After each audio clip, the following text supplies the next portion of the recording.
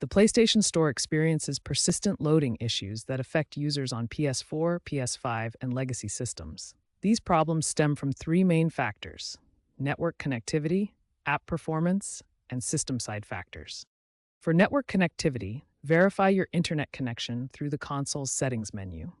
Check the PlayStation Network status page to confirm there are no outages affecting service. Additionally, optimize your network configuration by adjusting MTU settings to prevent data fragmentation. App performance issues often result from corrupted cache files.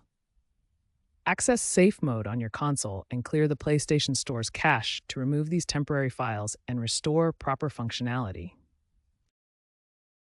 For system-side factors, ensure your console is running the latest software by navigating to Settings, then System, and selecting System Software Update.